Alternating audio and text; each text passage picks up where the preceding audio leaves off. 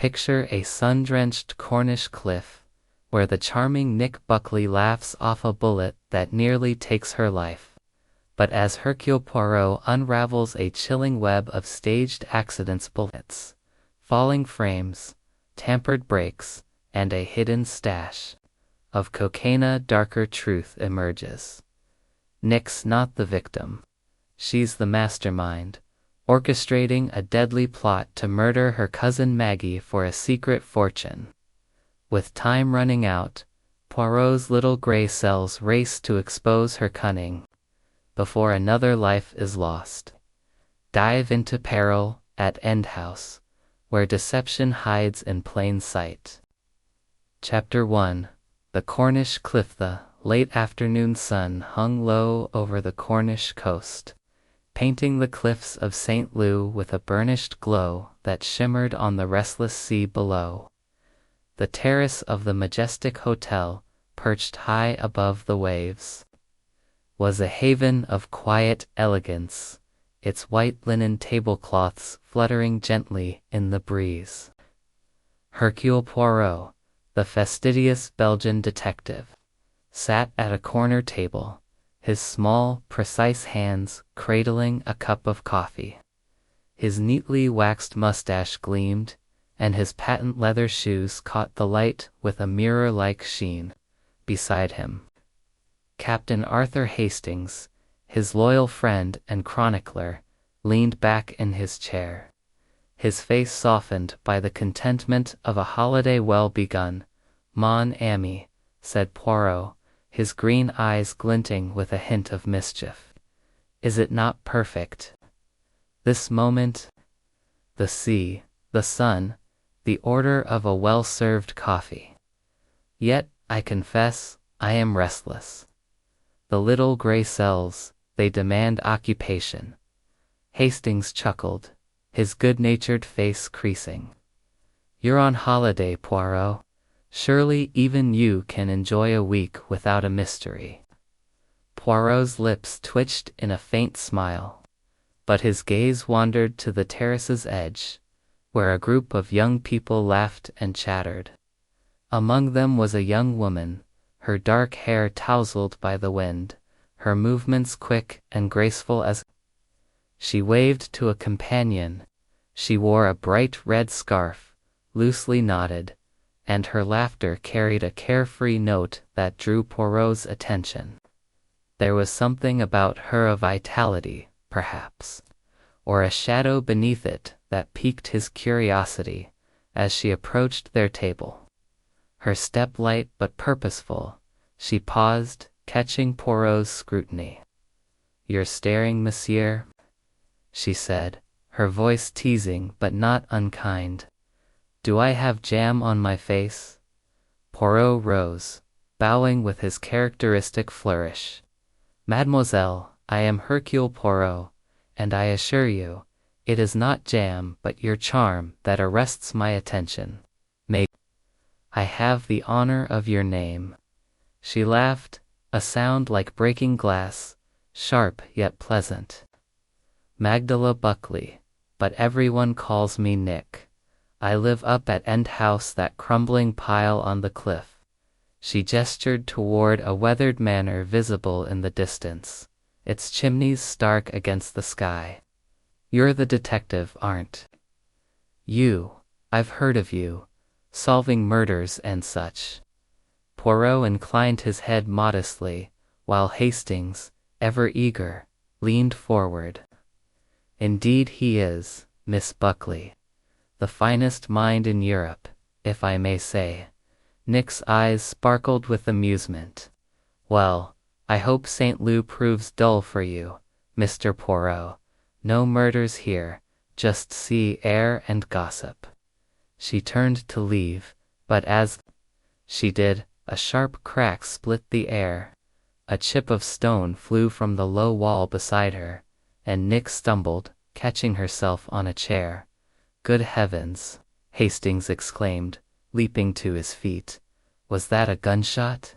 Nick straightened, brushing her skirt with a forced laugh. "Probably some idiot hunting rabbits. Happens all the time." but her hand trembled slightly as she adjusted her scarf.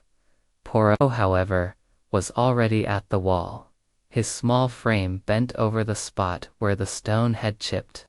With a handkerchief, he retrieved a small gleaming object, a bullet, its surface marked by the impact. He held it up, his expression grave. "Mademoiselle Buckley, this is no hunter's stray. This bullet was aimed with precision. Had you not turned, it might have found you."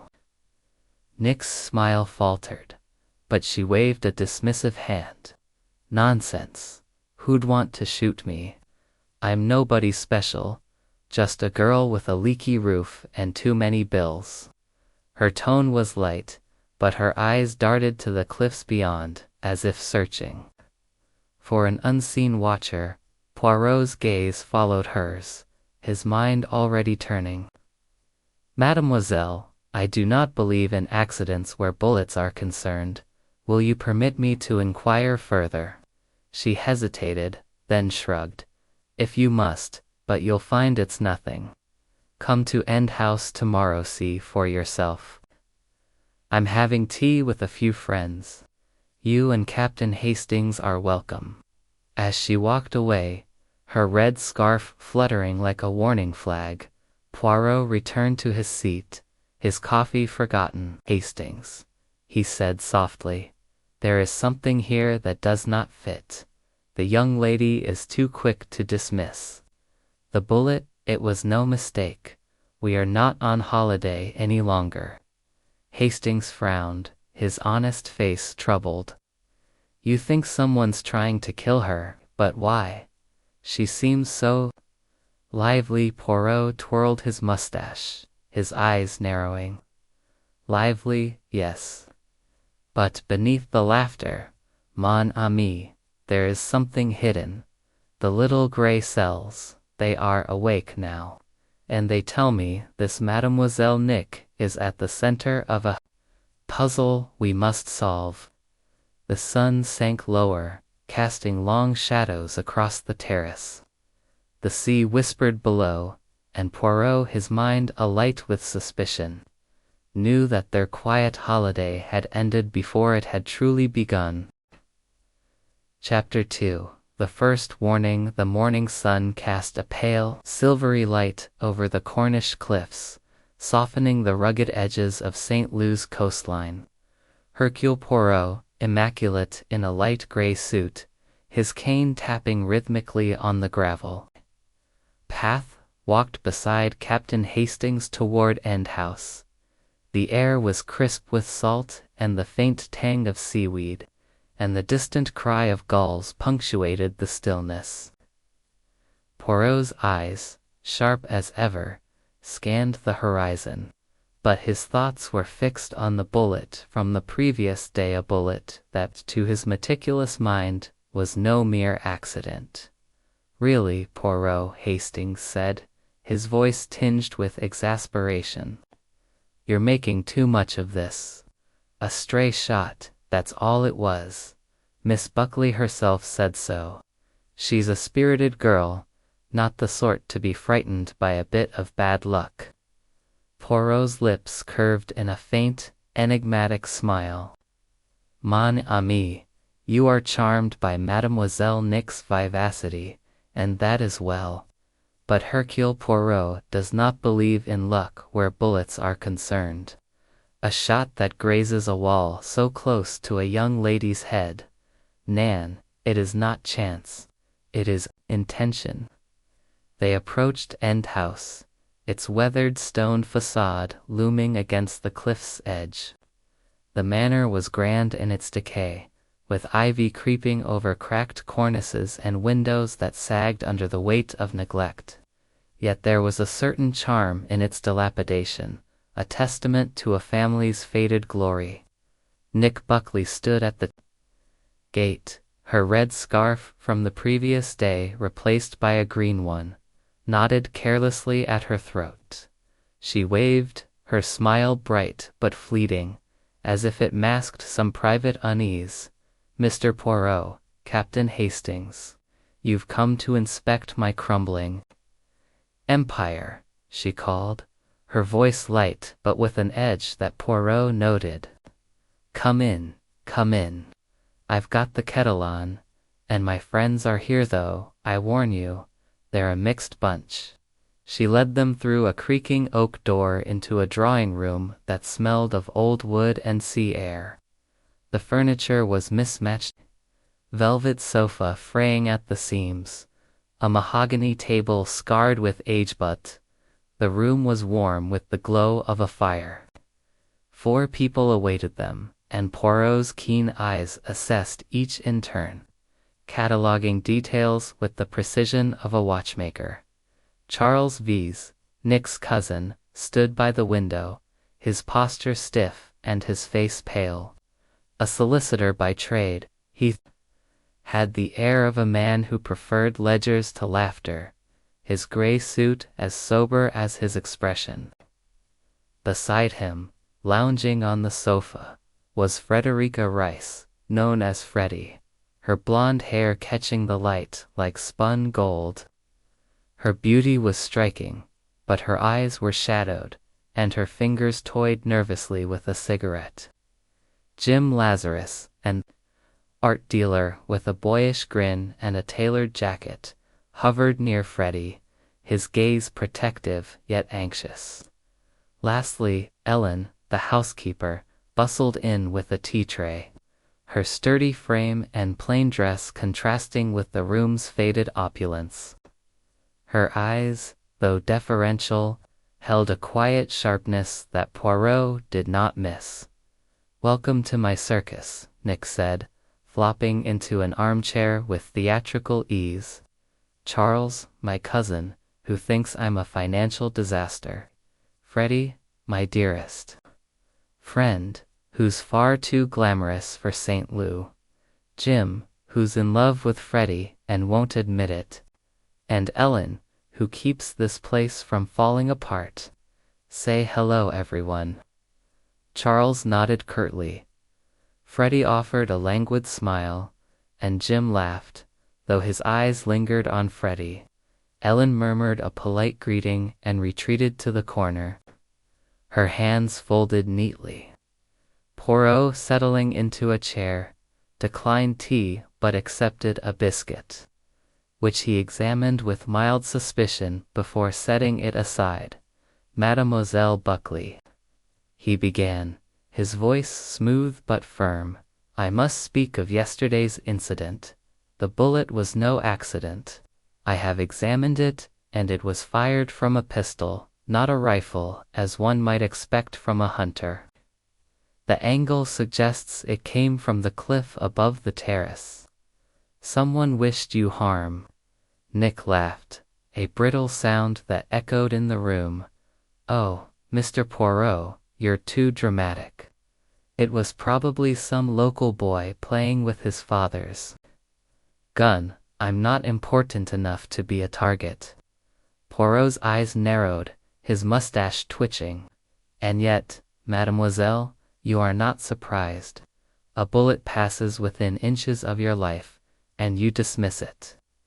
"Why," she shrugged, sipping her tea, "I'm not the fainting type, that's all.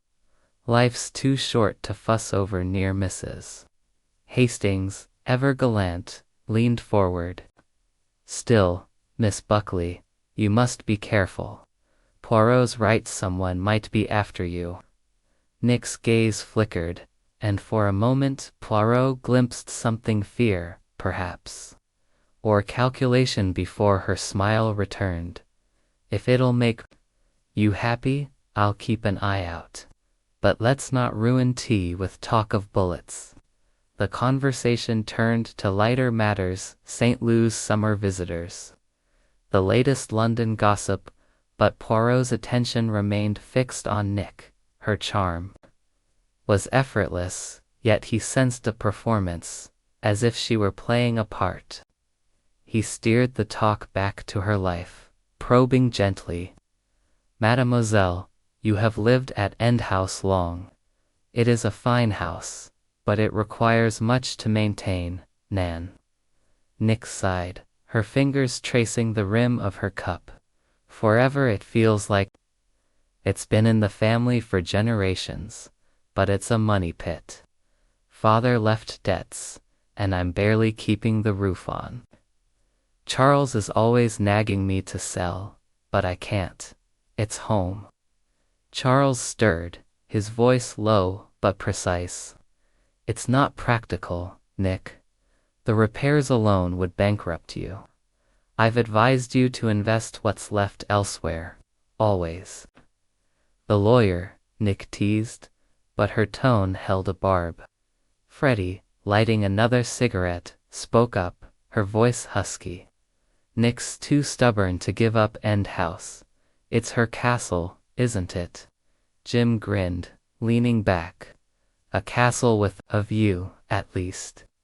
Worth a few debts for that cliff. Poirot noted the dynamics: Charles's restraint, Freddie's guardedness, Jim's easy charm. Ellen, silent in her corner, watched them all, her expression unreadable. He resolved to speak with her later, for servants, he knew, often saw what others missed.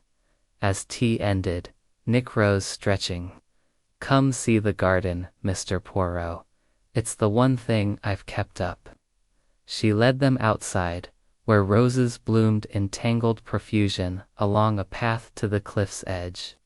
The sea sparkled below, but Poirot's eyes were drawn to a spot near the garden wall, where the earth was disturbed.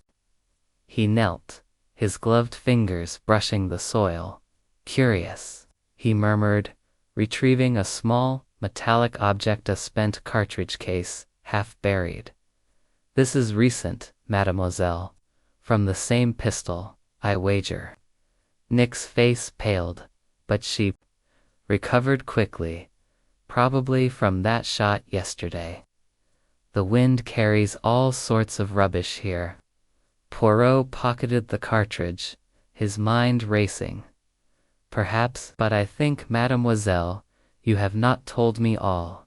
Have there been other incidents? She hesitated, then laughed, tossing her head. You're too clever, Mr. Poirot. All right, I'll humor you.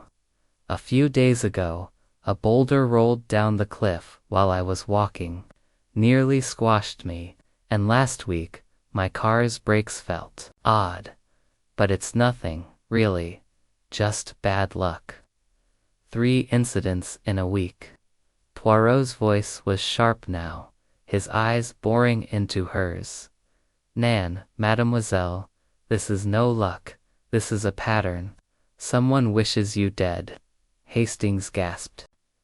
But Nick only shrugged, though her fingers twisted her scarf. If you say so, but I'm still here, aren't I? They returned to the house, where Freddie and Jim were whispering by the fire, their heads close. Charles stood apart, his face unreadable, while Ellen cleared the tea things with quiet efficiency. Poirot, watching them all, felt the puzzle taking shape. Hastings, he said softly as they stepped onto the terrace. There is a mind at work here, clever and ruthless. We must learn more of Mademoiselle Nick's world, her debts, her friends, her secrets. That evening, as they dined at the Majestic, Poirot was unusually silent, his fork poised over his plate. Hastings, accustomed to his friend's moods, ventured, "You're worried about her, aren't you? She's so young, so full of life. It's hard to imagine anyone wanting to harm her." Poirot set down his fork, his eyes distant. "Youth and charm, mon ami, are no shield against greed or envy. Mademoiselle Nick is at the center of this web, but whether as victim or spinner, I am not yet certain. The little gray cells, they are working. We must observe, we must listen, and we must not trust too easily." As they left the dining room, a sudden crash echoed from the hall. They hurried out to find a heavy gilt picture frame lying shattered on the floor, its glass splintered across the tiles. Nick, who had joined them for dinner, stood frozen, her hand at her throat. The frame had fallen from the wall where she had paused moments before, speaking to a waiter.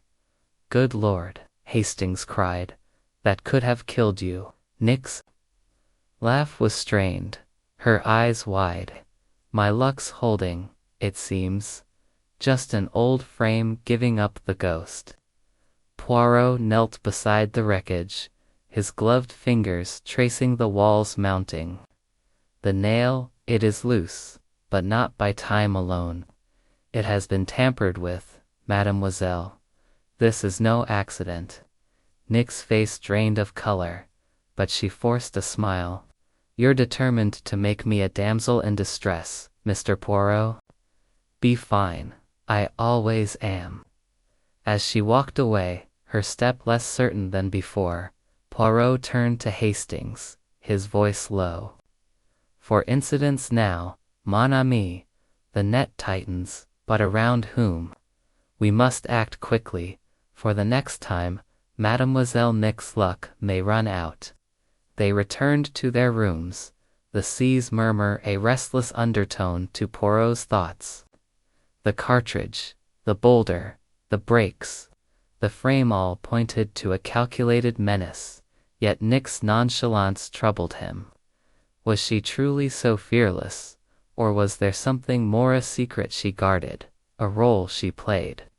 The little gray cells hummed with possibilities, and Poirot knew that Endhouse held the key to a truth as treacherous as the cliffs it stood upon.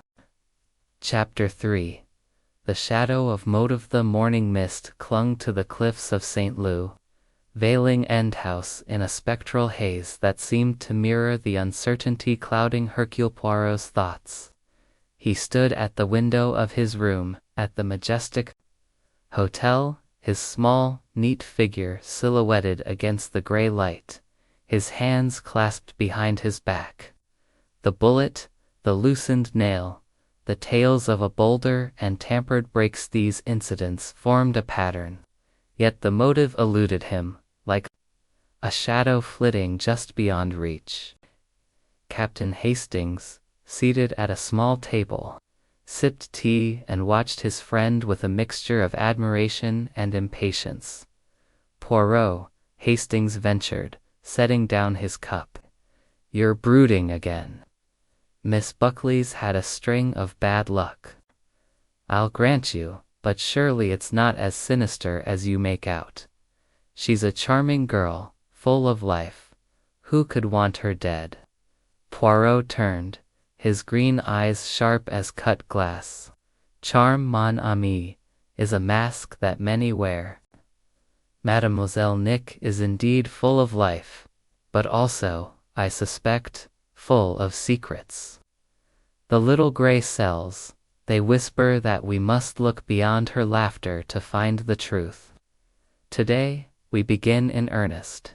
Their first destination was the heart of St. Lou, a quaint town where narrow streets wound between whitewashed cottages and shops bustling with summer visitors. Poirot, his cane tapping a precise rhythm, led the way to the office of Charles Vyse, Nick's cousin and solicitor. The office was a modest affair, its walls lined with legal tomes, and its air heavy with the scent of ink and old paper.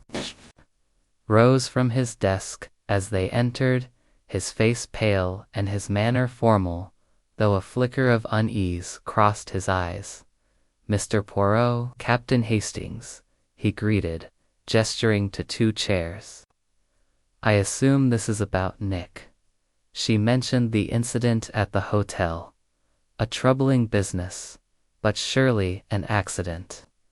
Poirot settled into his chair, his posture impeccable. "Monsieur Vyse, I do not believe in accidents when bullets and falling frames are involved. Tell me, what do you know of your cousin's life? Her finances, her friends, her enemies?" Charles's fingers tightened on a pen, his voice measured.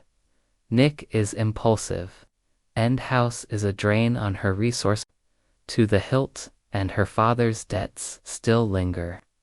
I've urged her to sell, but she's stubborn. As for enemies, I can't imagine anyone hating her. She's reckless, yes, but not malicious. And her friends, Poirot pressed, his gaze unyielding. Madame Rice, Monsieur Lazarus, what of them? Charles hesitated, his lips thinning. Freddie Rice is a childhood friend, though she's had a rough time with her marriage. Jim Lazarus is devoted to her, perhaps too much. They're not the sort to plot murder, if that's what you're implying. Poirot's mustache twitched. I imply nothing, monsieur. I seek only facts.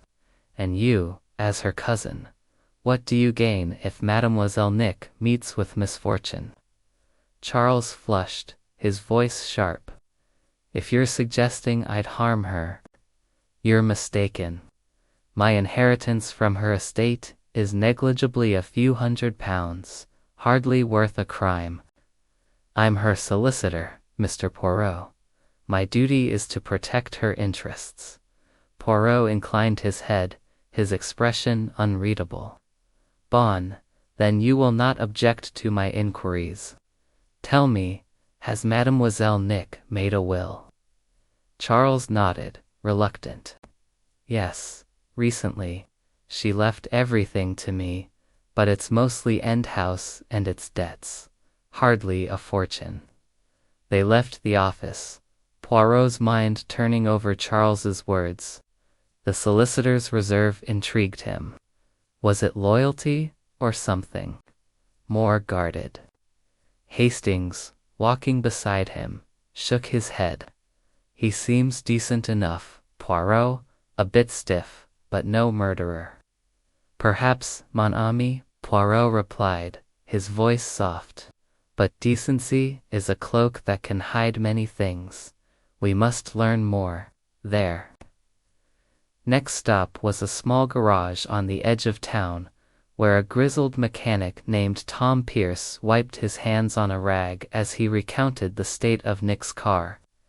Brakes were tampered with, no doubt, he said, his Cornish accent thick. Lines. Cut clean, not worn. Lucky the last didn't crash proper. Poirot's eyes gleamed. And who had access to the car, monsieur? Pierce shrugged. It's parked at End House, out in the open. Anyone could have got to it, servants, guests, even a stranger. At the cliff path where Nick claimed a boulder had nearly struck her, Poirot questioned a gardener, an elderly man with weathered hands and a slow drawl. I saw the stone roll, he said. Big one, came down sudden-like. But I saw a figure up top, just a shadow, mind, couldn't say who. Poirot thanked him, his mind cataloguing the details.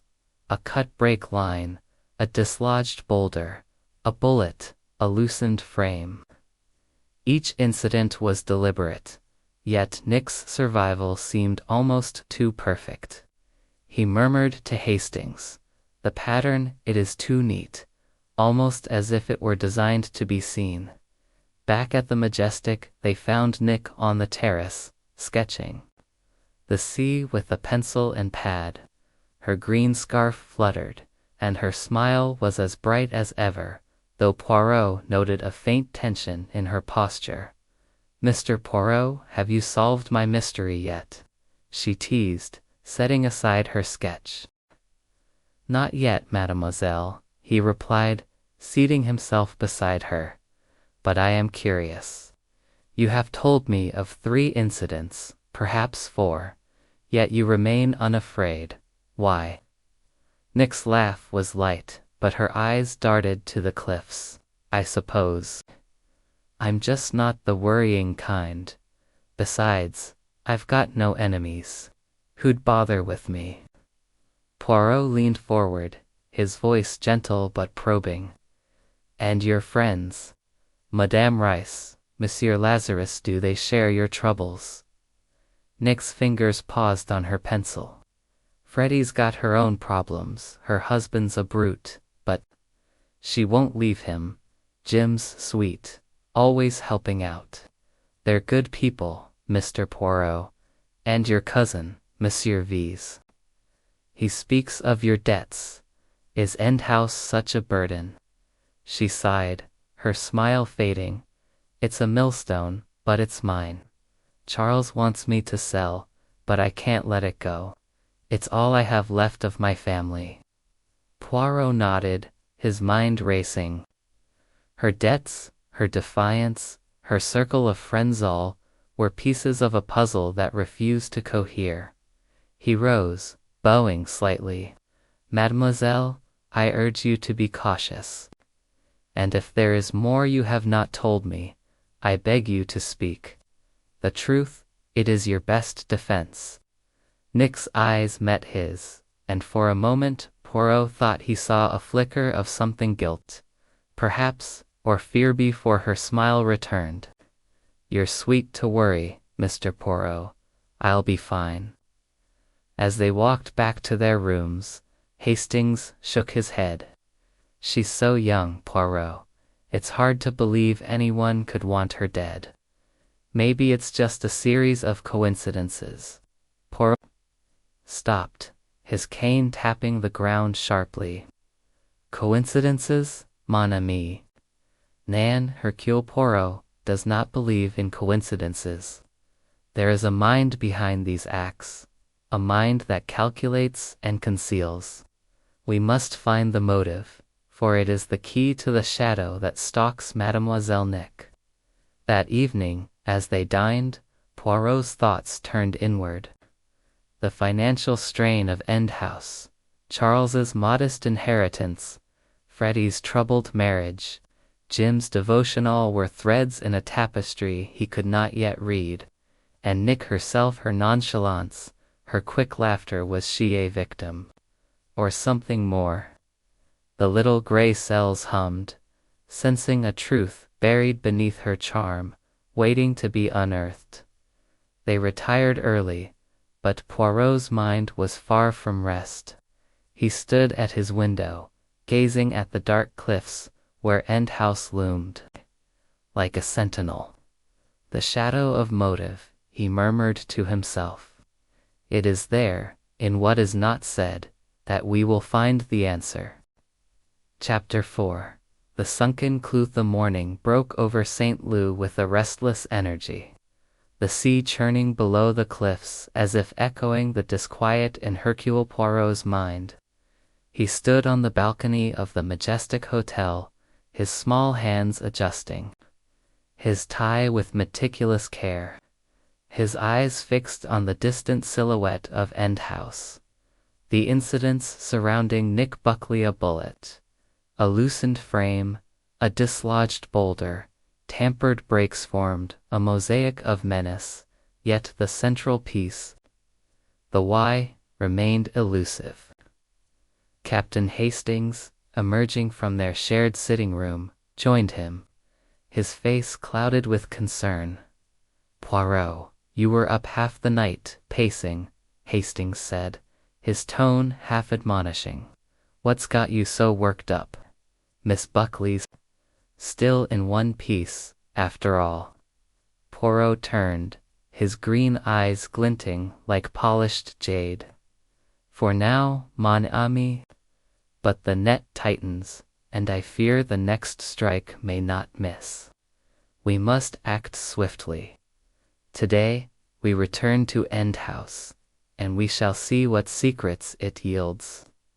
Their walk to the manor was brisk, the air sharp with the promise of rain. Endhouse loomed ahead, its weathered stones softened by the morning mist. But to Poirot, it seemed a stage set for a drama yet to unfold. Nick met them at the door, her dark hair pinned haphazardly, her smile as bright as ever but tinged with a nervous edge. She wore a simple blue dress, its hem slightly frayed, and her fingers twisted a silver bracelet as she greeted them. Back so soon, Mr. Poirot," she said, her voice teasing. "You'll scare my guests away with all this detective business." Poirot bowed, his mustache twitching. "Mademoiselle, it is for your safety that I persist. I wish to speak further of these incidents, and perhaps to see more of your charming home." Nick led them inside, where the drawing room was quiet, the fire unlit. Ellen, the housekeeper, was polishing a brass candlestick, her movements methodical, her eyes darting to Nick with a quiet intensity. Poirot noted her presence, sensing she held pieces of the puzzle he had yet to uncover.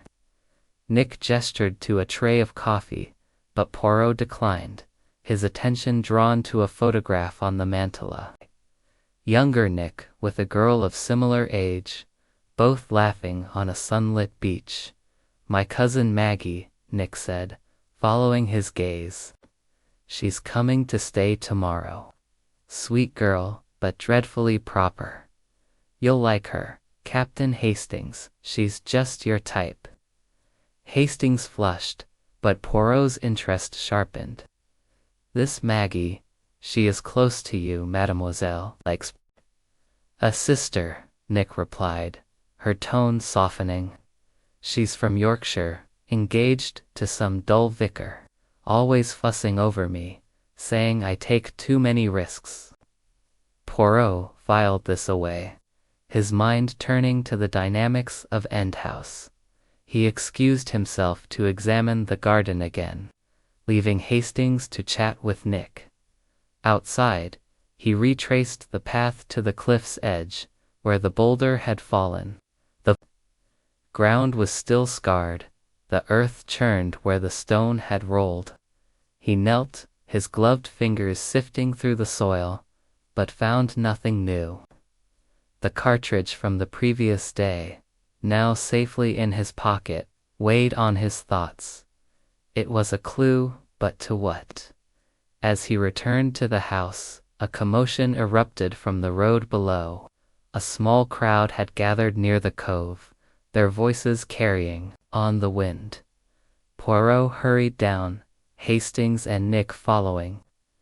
A fisherman, his face grim, pointed to a car half submerged in the shallow waters, its front crumpled against a rock.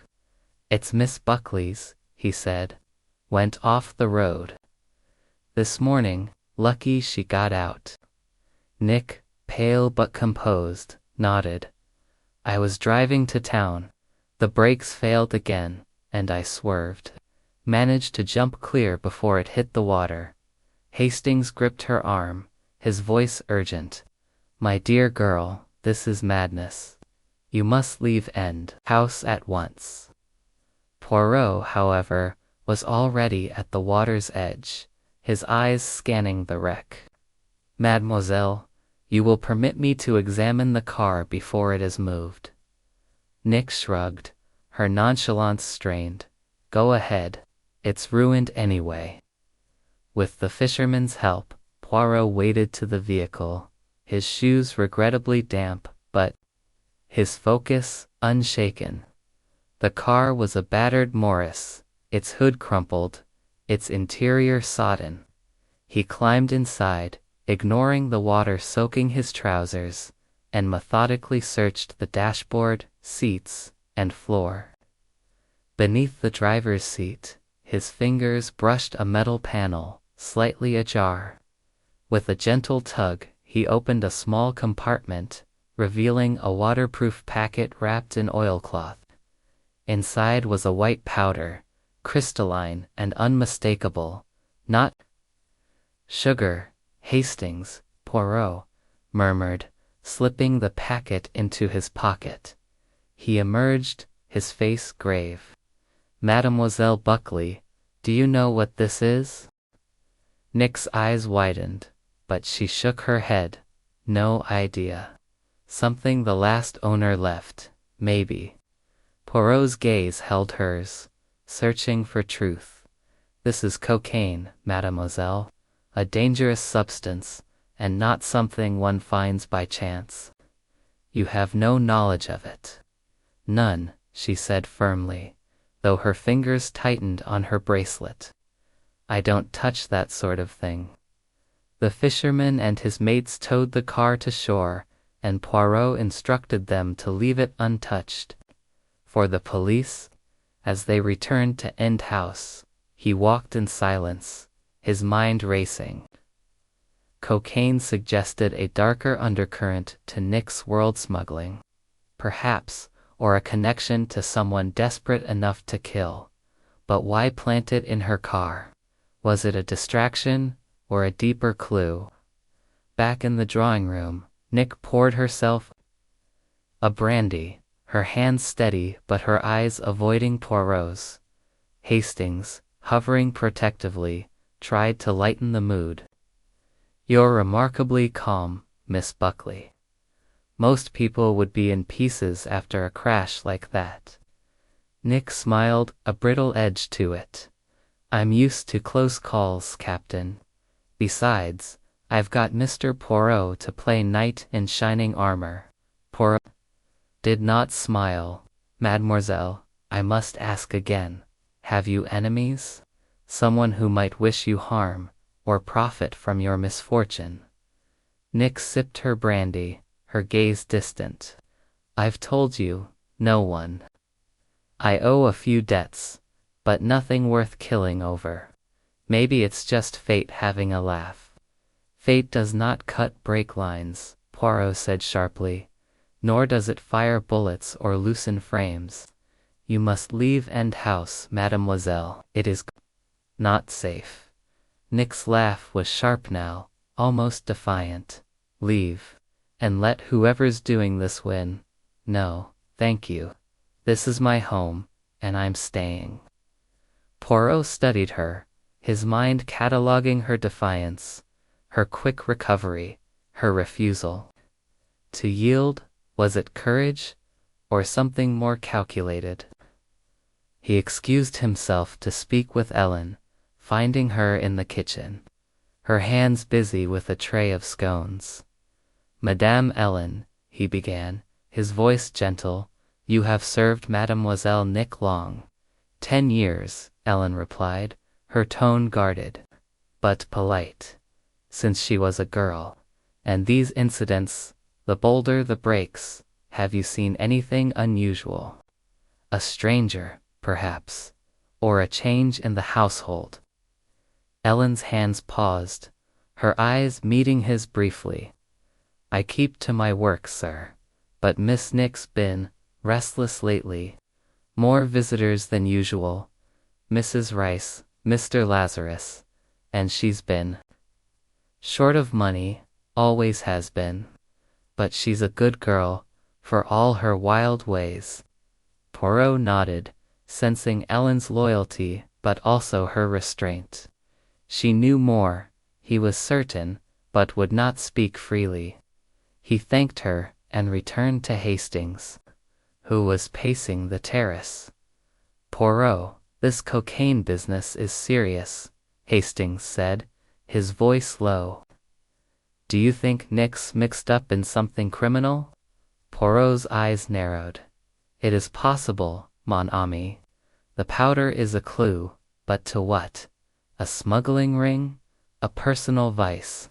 Or perhaps a red herring, placed to mislead? We must learn more of Mademoiselle Nick's circle, her cousin, her friends, and this Maggie who arrives tomorrow. As they left End House, the sky darkened, a storm brewing over the sea. Poirot's thoughts were equally turbulent. The cocaine, the staged accidents, Nick's unshaken demeanor, all pointed to a mind at work, one that played a dangerous game. The little gray cells, they are restless, he murmured to Hastings. There is a truth here, hidden in the shadows of End House, and we shall find it before the next act of this drama unfolds. Chapter 5. A night of revelry. The evening sky over St. Lou was ablaze with stars, their light dancing on the restless waves below the cliffs. end house, perched precariously at the edge, glowed with the warmth of lanterns strung across its terrace, casting flickering shadows on the weathered stone. Nick Buckley had announced a party to lift the gloom of recent events, and the air was thick with the promise of music and laughter. Hercule Poirot, his black tie impeccable and his mustache waxed to perfection, stood at the edge of the gathering, his keen eyes missing nothing. Captain Hastings, ever susceptible to the charm of a festive occasion, mingled with the guests, his face alight with enthusiasm. "Poirot, you must admit this is a splendid affair," Hastings said, joining his friend with a glass of punch in hand. "Miss Buckley has a knack for throwing parties. It's hard to believe anyone here could wish her harm." Poirot's lips curved in a faint, skeptical smile. "Mon ami, the brightest scenes often hide the darkest intentions. A party is a stage, and tonight we shall observe the players closely." The terrace was alive with St. Louis summer crowd, local gentry, artists, and a smattering of visitors, their voices mingling with the strains of a gramophone playing a lively jazz tune. Nick moved among them, her laughter ringing out as she flitted from group to group, a vision in a scarlet dress that caught the lantern light. Her cousin Charles Vyse stood apart, his sober gray suit at odds with the revelry, his eyes following Nick with a mixture of concern and disapproval. Frederica Rice, elegant in pale blue silk, leaned against a balustrade, her cigarette glowing as she spoke in low tones to Jim Lazarus, whose boyish charm was tempered by a watchful intensity. Ellen, the housekeeper, moved silently through the crowd, refilling glasses, her plain dress and quiet demeanor rendering her nearly invisible. Poirot's attention was drawn to Nick, who was now at the center of a small circle, recounting a tale of a yachting mishap with theatrical flair. Her audience laughed, but Poirot noted the strain in her smile, the quick glances she cast toward the cliffs beyond. "She plays the part well," he murmured to Hastings, "but there is something she does not say." As the evening progressed, the mood grew looser, the punch flowing freely. Freddie, her face flushed, swayed slightly as she danced with Jim, her laughter brittle. Charles, ever the outsider, sipped a single glass of wine, his gaze fixed on Nick. Poirot, declining all offers of refreshment, circulated among the guests, his polite inquiries masking a relentless pursuit of detail. He learned little Nick was beloved, if reckless. Her debts were an open secret. Her friends were loyal, or so they claimed. Yet the cocaine from the sunken car gnawed at his thoughts, a discordant note in the melody of the night. At 9 o'clock, Nick announced a firework display, a surprise she had arranged to cap the evening. The guests gathered at the cliff's edge, their faces turned skyward as the first rockets burst in cascades of red and gold. Poirot, standing slightly apart, watched not the sky but the crowd, his eyes darting from face to face. It was then that a sharp crack cut through the air, distinct from the fireworks' boom. A cry followed, and the crowd parted to reveal a figure crumpled on the grass. Maggie. Nick's scream pierced the night as she rushed forward, and Hastings were at her side in an instant, the guests frozen in shock. Maggie Buckley, Nick's cousin from Yorkshire, lay motionless, a dark stain spreading across her white shawl. Poirot knelt, his gloved fingers probing gently. A bullet had struck her heart. She was dead. Hastings, his face pale, gripped Poirot's arm. "Good God, Poirot, she's been shot. But how? Who? Nick, trembling, clung to Jim Lazarus, her eyes wide with horror. It was meant for me, she whispered. We were wearing the same shawl. It was dark, they thought she was me. The police were summoned, their arrival marked by the wail of a siren and the crunch of boots on gravel. Inspector Japp, a familiar figure to Poirot, took charge, his brisk manner cutting through the chaos. Right, Mr. Poirot, what's all this? Another of your mysteries, he said, his tone half joking but his eyes sharp. Poirot, his face grave, recounted the evening's events, omitting nothing: the bullet at the hotel, the tampered brakes, the fallen frame, the cocaine. Japp's brow furrowed. Sounds like someone's got it in for Miss Buckley. But this poor girl, wrong place, wrong time, perhaps, Poirot said, his voice low. But the shot, it was precise. A marksman does not mistake his target so easily, even in the dark. The guests were questioned, their stories muddled by shock and drink. Freddie claimed she'd been dancing with Jim, who confirmed it, though his eyes avoided Poirot's. Charles said he'd been near the house, speaking to a local doctor about a legal matter. Ellen, ever dutiful, had been clearing plates, unnoticed by most. No one admitted to seeing a stranger, and the cliffs offered countless hiding places for a shooter. As the police cordoned off the area, Poirot examined the scene. The bullet had come from the direction of the garden, where the lanterns cast deep shadows. He found no cartridge this time, but the ground near a low hedge was trampled, suggesting someone had stood there, waiting. The killer was close, he murmured to Hastings. This was no random act. Nick, wrapped in a blanket, sat on the terrace, her face ashen. Maggie was so good, she said, her voice breaking. She didn't deserve this. If I'd left End House, like you said, she'd still be alive. Poirot studied her, his mind racing. Her grief seemed genuine, yet her survival, once again, was too perfect. Mademoiselle, you must tell me everything. This Maggie, what was her place in your life? Did she have enemies? Nick shook her head, tears falling. She was my cousin, my friend. She was here to visit, to help me sort things out. She was engaged, happy, no one hated her. Poirot's eyes narrowed. And yet, she is dead, and you are not. Why? Nick flinched, her hands twisting the blanket. I don't know. I don't understand any of this. As the police took Maggie's body away, Poirot drew Hastings aside.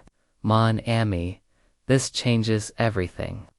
The attacks on Mademoiselle Nick, they were meant to build a story of a girl in danger.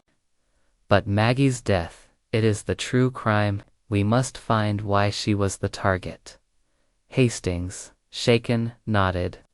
You think Nick's been staging these accidents to cover something up? Poirot's gaze was distant, fixed on the cliffs.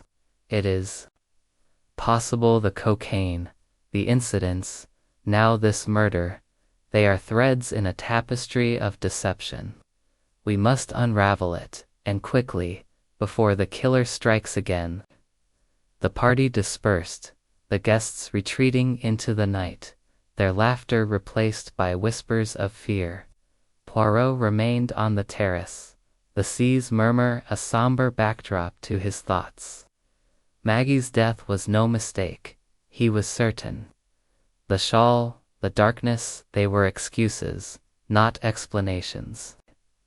The little gray cells hummed, sensing a truth buried in Nick's world, a truth that would reveal itself only through patience and precision. As he and Hastings walked back to the Majestic, the stars above seemed colder, their light no longer festive but accusing. The game has changed, mon ami Poirot said softly, and we must play it to the end. Chapter 6. The dawn broke over St. Lou with a heavy pall. The cliffs shrouded in a mist that seemed to carry the weight of the previous night's tragedy. Hercule Poirot stood at the window of his room at the Majestic Hotel, his small hands clasped behind his back, his eyes fixed on the distant outline of End House. The murder of Maggie Buckley had shifted the puzzle, transforming it from a series of near misses into a stark reality. The bullet that killed her was no accident, and Poirot's little gray cells were ablaze with the need to uncover the truth. Captain Hastings, seated at the breakfast table, pushed his plate aside, his appetite dulled by the events of the night. Hastings said, his voice heavy, "That poor girl, Maggie. It's monstrous. Do you really think the killer mistook her for Nick? They were so alike in the dark, with those shawls." Poirot turned, his green eyes sharp with purpose. "Mon ami, a marksman does not mistake his target so easily. The shot was precise, deliberate. Maggie Buckley was the intended victim, and we must discover why. Today, we return to End House, and we shall probe deeper into the affairs of Mademoiselle Nick." They set out under a sky heavy with clouds, the air damp and cool. End House stood silent, its windows dark, as if mourning its recent loss. Nick met them at the door, her face pale and drawn, her usual vivacity replaced by a quiet grief. She wore a plain black dress, her hair pulled back severely, and her hands trembled as she gestured them inside. "Mr. Poirot, Captain Hastings," she said, her voice low. "I still can't believe it. She was so good, so kind. I keep thinking it should have been me." Poirot studied her, his gaze piercing but gentle. "Mademoiselle, my deepest sympathies. But I must ask questions, for Maggie's sake. Will you permit me?" Nick nodded, leading them to the drawing room, where the fire burned low, casting flickering shadows on the faded wallpaper. Ellen, the housekeeper, brought tea, her movements slow, her eyes red-rimmed. Poirot noted her sorrow, wondering what she knew of the household's secrets. Charles Vyse was absent, but Frederica Rice and Jim Lazarus sat together on the sofa, their faces somber. Freddie's cigarette trembled in her hand, and Jim's usual grin was nowhere to be seen. Poirot began, his voice measured. "Mademoiselle Nick, you mentioned a will yesterday, made recently. May I know its details?" Nick hesitated, her fingers twisting a handkerchief. "It's nothing grand. I made it a few weeks ago, leaving everything to Charles. He's my only family now, and End House is all I have, debts and all. I thought it sensible, in case something happened." Poirot's mustache twitched. "And Maggie, your cousin, was she mentioned in this will?" Nick shook her head. "No. Maggie had her own life, her engagement. She didn't need anything from me. Besides, End House isn't worth much, mostly sentimental value." Poirot turned to Freddie, whose pale face seemed to carry a weight beyond grief. "Madame Rice, you have known Mademoiselle Nick long. Has she spoken of her finances, her plans?"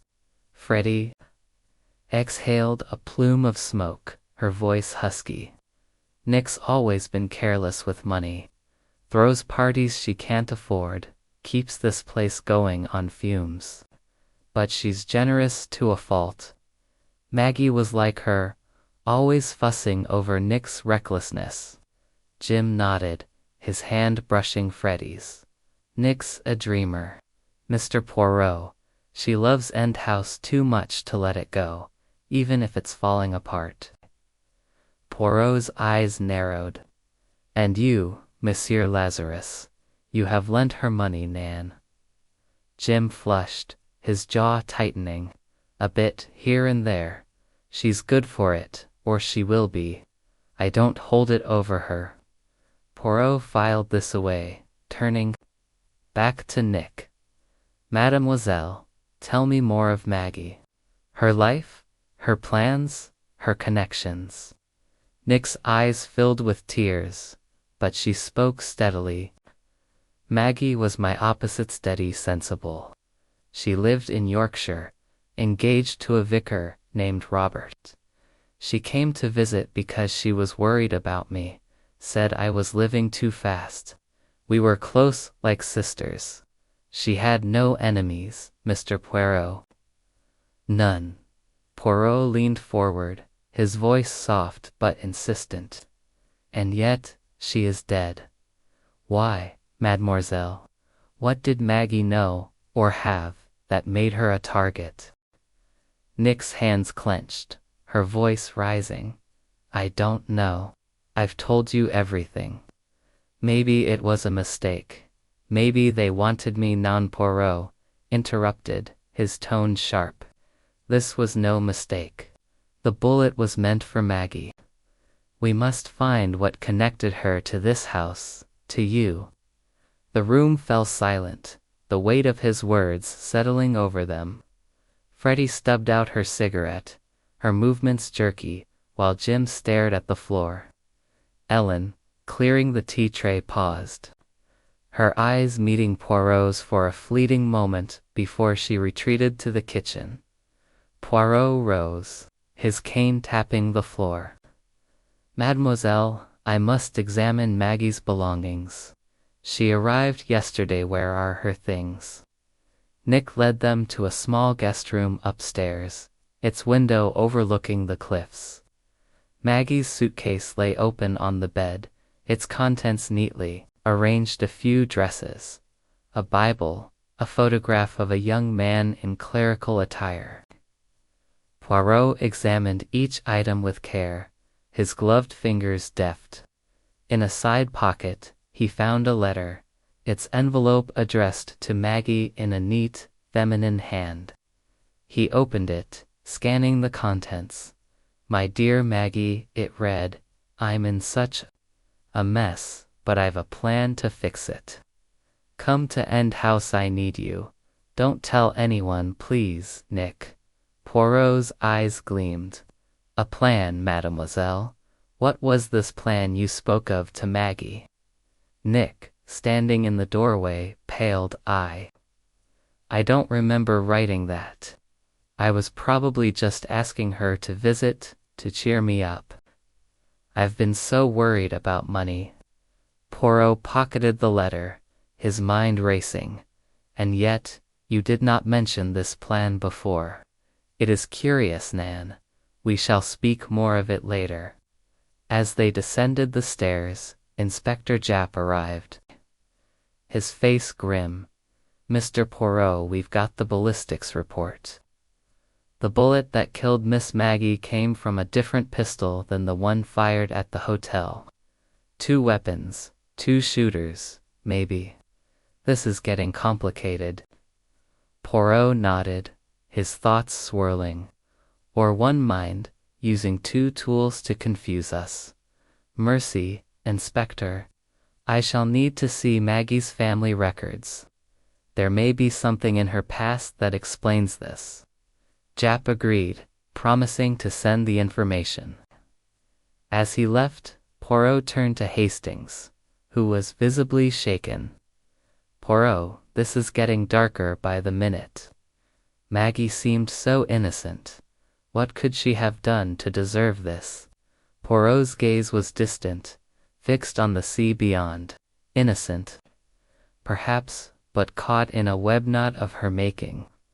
The will, the letter, the cocaine all are pieces of a puzzle that points to Mademoiselle Nick. Is she the victim or the architect? We must dig deeper, mon ami. They left End House, the mist thickening around them, mirroring the fog in Poirot's mind. Maggie's death was the key, he was certain, but the motive remained a shadow. Was it money, as the will suggested, or something more personal, hidden in Nick's cryptic letter? The little gray cells worked tirelessly, sensing a truth buried in the heart of End House, waiting to be uncovered by the relentless logic of Hercule Poirot. Chapter 7. The secret of the powder. The morning air in St. Lou carried a chill that seemed to seep into the very stones of the town, as if the cliffs themselves mourned the loss of Maggie Buckley. Hercule Poirot, his overcoat buttoned tightly against the damp breeze, walked with purpose along the cobbled streets, his cane tapping a steady rhythm.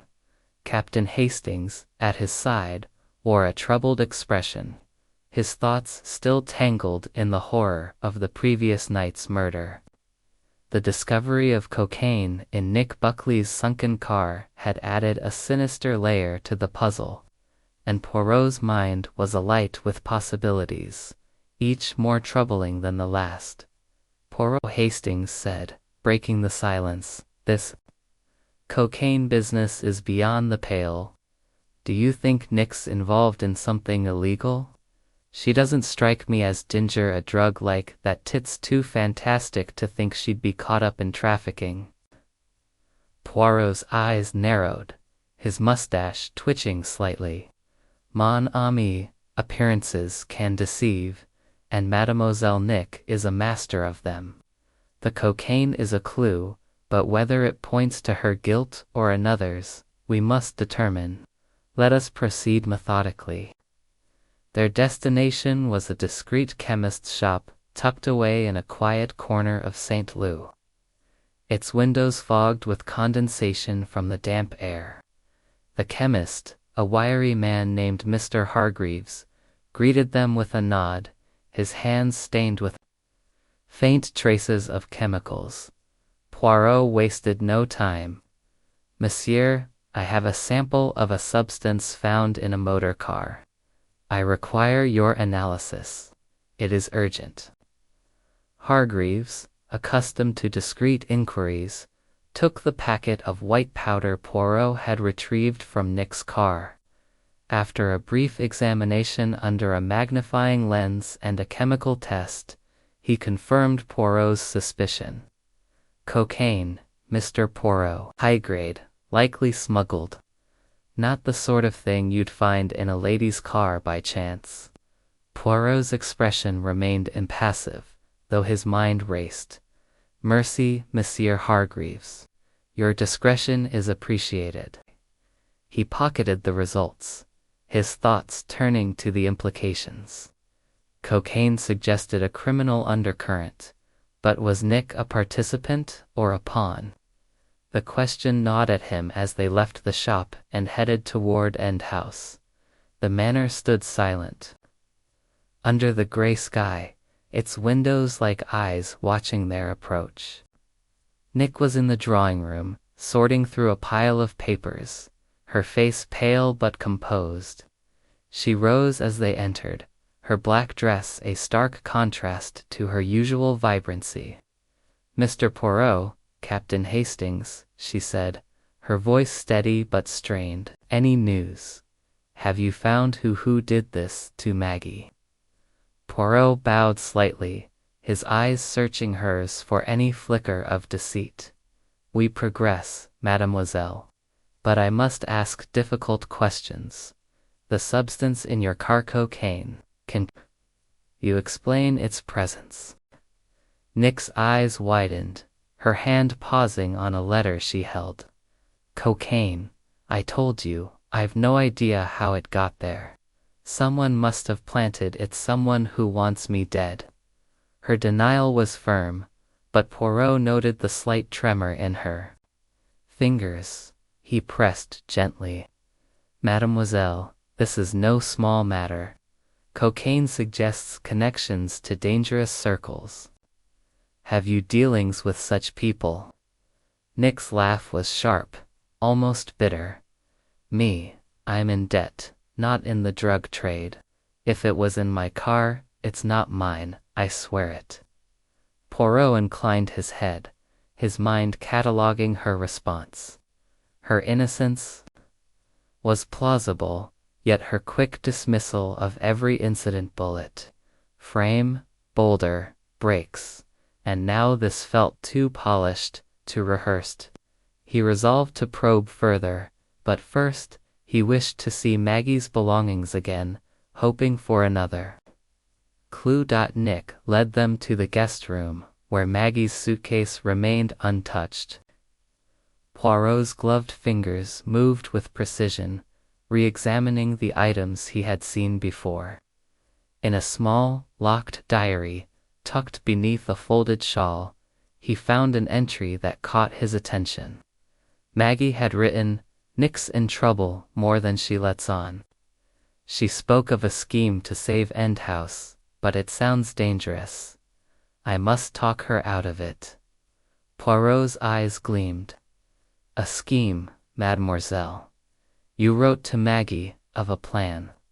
This diary suggests it was no mere visit you sought. What was this scheme?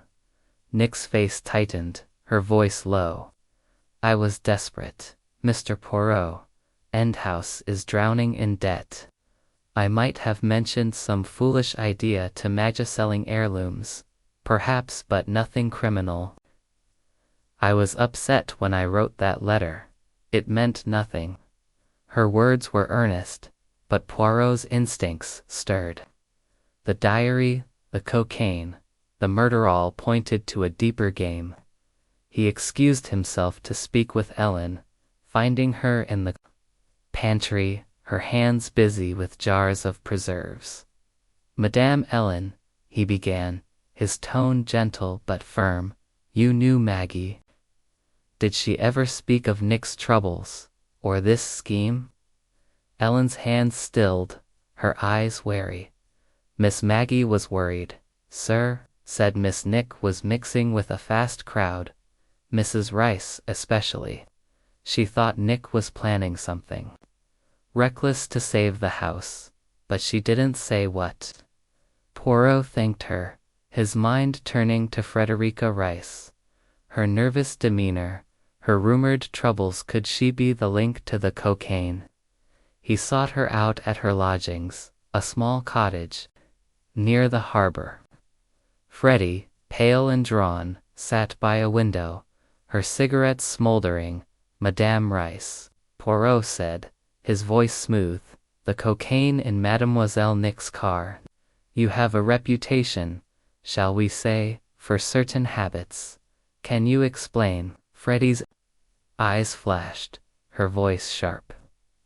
I use sometimes, yes, but I don't deal. If it was in Nick's car, it's not mine. I'd never drag her into that world. Jim Lazarus, arriving mid-conversation, corroborated her story. Freddie's clean of that, Mr. Poirot. She's had her struggles, but she's no criminal. Poirot nodded, his thoughts elsewhere. The cocaine was a plant, he suspected, meant to mislead or implicate. But by whom? And why Maggie? He returned to the Majestic, where Inspector Japp awaited with news. Mr. Poirot, Japp said, we've traced the cocaine? It's from a batch smuggled through Cornwall last month. No direct link to Miss Buckley, but it's suspicious. Poirot's mind raced. The cocaine was a distraction, perhaps, but Maggie's death was the heart of the matter. Inspector, we must look to Maggie's life. Was there something she possessed, money knowledge, that made her a target? Japp promised to investigate Maggie's background further. As he left, Poirot turned to Hastings, his voice low. Mon ami, the cocaine is a shadow, but Maggie's death is the substance. Nick's scheme, her debts, her circle all converge on her. We must find what Maggie knew, and why it cost her life. The sea roared below, its rhythm echoing Poirot's thoughts. The puzzle was tightening, the threads of motive, greed, betrayal, or something darker drawing closer. The little gray cells worked tirelessly, sensing a truth hidden in the secrets of End House, waiting to be exposed. Chapter 8. The Trap. The cliffs of St. Lou stood stark against a sky bruised with gathering clouds, their jagged edges mirroring the tension that gripped Hercule Poirot's mind. The murder of Maggie Buckley, the cocaine in Nick's car, the cryptic diary entry about a scheme, these were pieces of a puzzle that refused to align. Yet Poirot sensed the truth was near, hidden in the shadows of End House. He stood on the balcony of the majestic hotel, his small figure immaculate despite the damp air, his eyes fixed on the distant manor.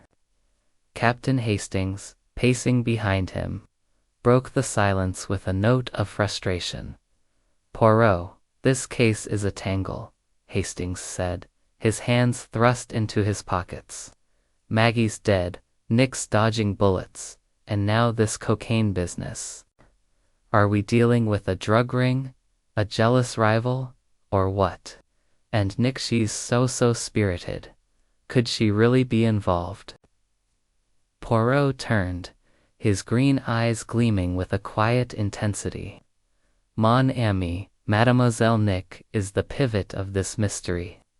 Her spirit, her charm, they are a performance, perhaps, to conceal a deeper truth. The cocaine, the attacks, Maggie's death, they are not random.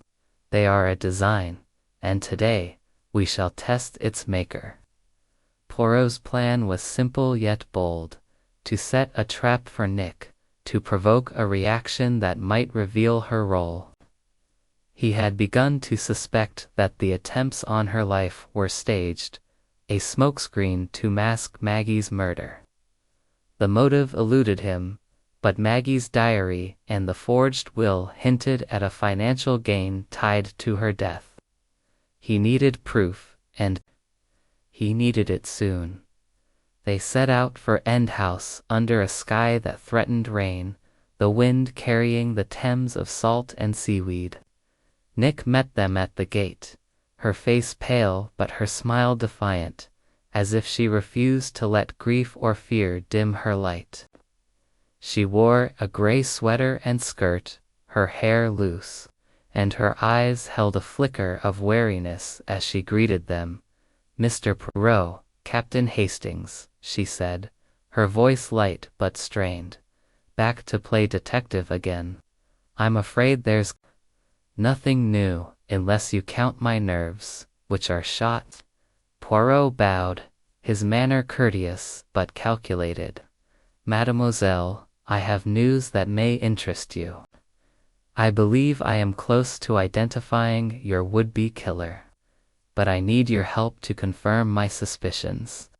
Will you meet me alone this evening in the garden pavilion at 8 o'clock?" Nick's eyes widened, a flash of something fear, perhaps, or calculation crossing her face before her smile returned. "Alone? How mysterious." "All right, Mr. Poirot, I'll be there. But I hope you're not planning to scare me to death."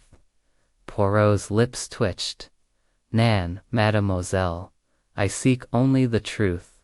As they left her, Hastings frowned, his voice low. "Poirot, are you sure about this? Meeting her alone, it's risky. What if the killer's watching?" Poirot's eyes gleamed. "That, mon ami, is precisely the point. The killer is always watching, and tonight we shall see who blinks." First, the day passed in quiet preparation. Poirot visited Inspector Japp at the police station, sharing his theory that the attacks on Nick were a ruse to cover Maggie's murder. Japp, skeptical but intrigued, agreed to station officers discreetly near End House, ready to act if needed. Poirot then sought out Frederica Rice at her cottage, probing her connection to the cocaine Madame Rice. He said, his tone gentle but probing, "You have admitted to using cocaine. Is it possible someone in your circle, perhaps Mademoiselle Nick, knew of this, and used it to their advantage?" Freddie's face tightened, her cigarette trembling in her hand. "Nick's not like that.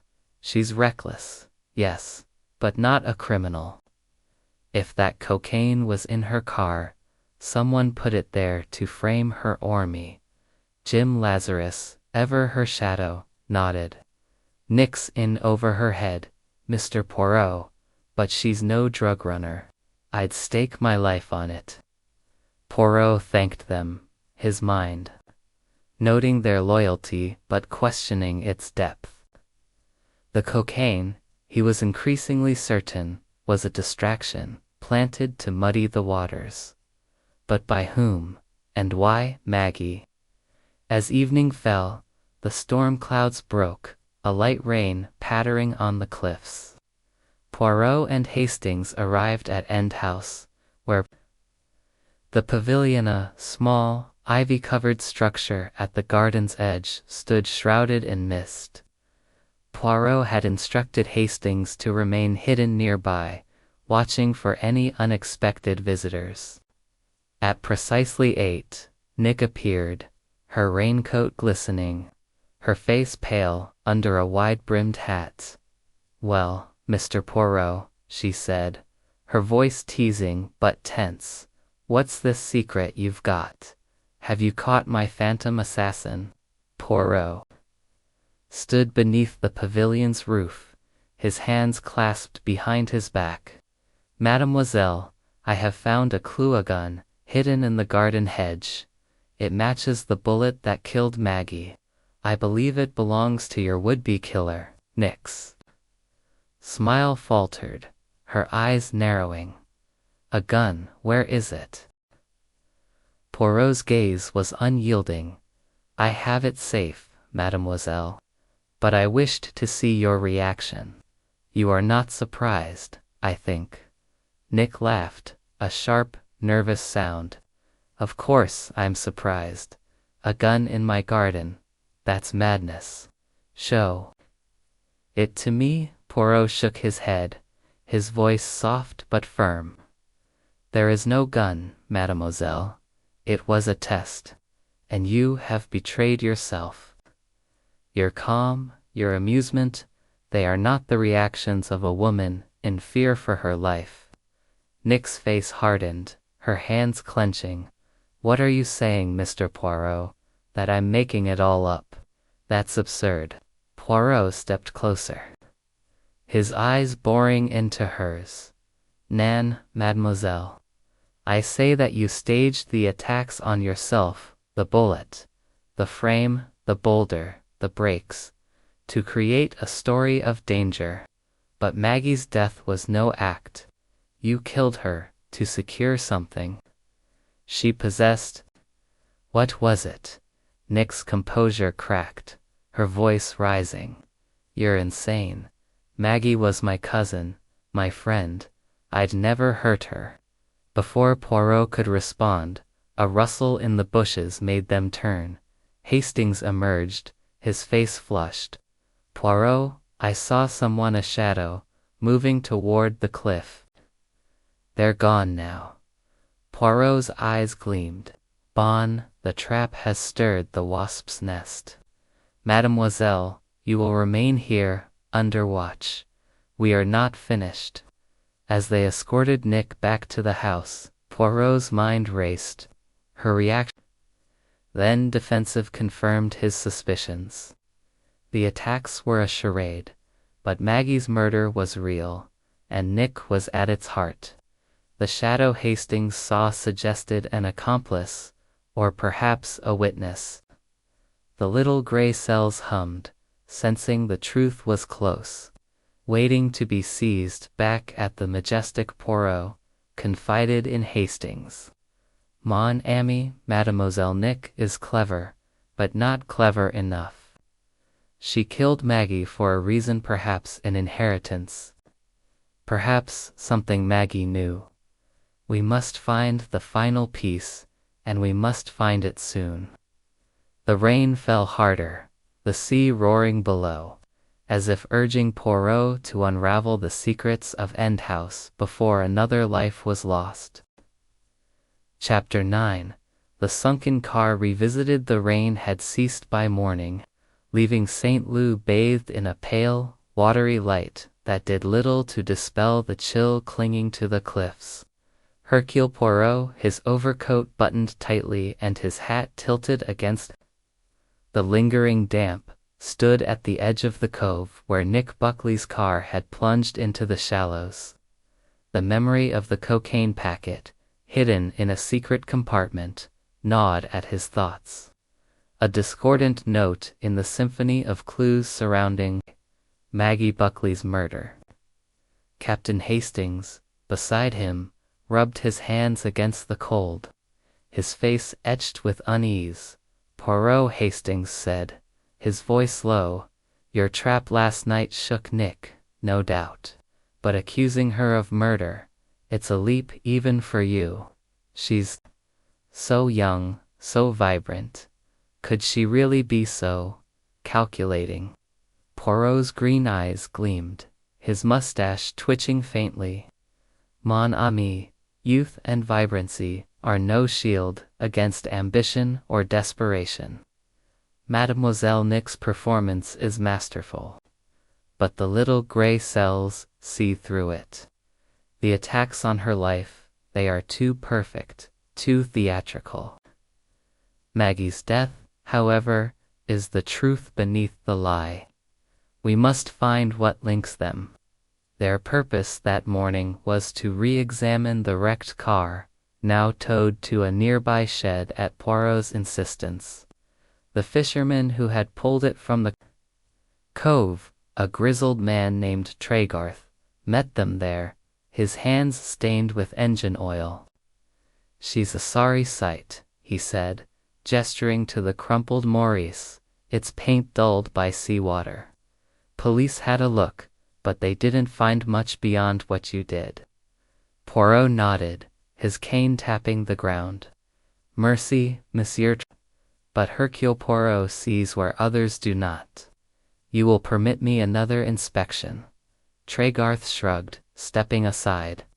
Poirot, undeterred by the damp and rust, climbed into the car, his gloved fingers probing every crevice.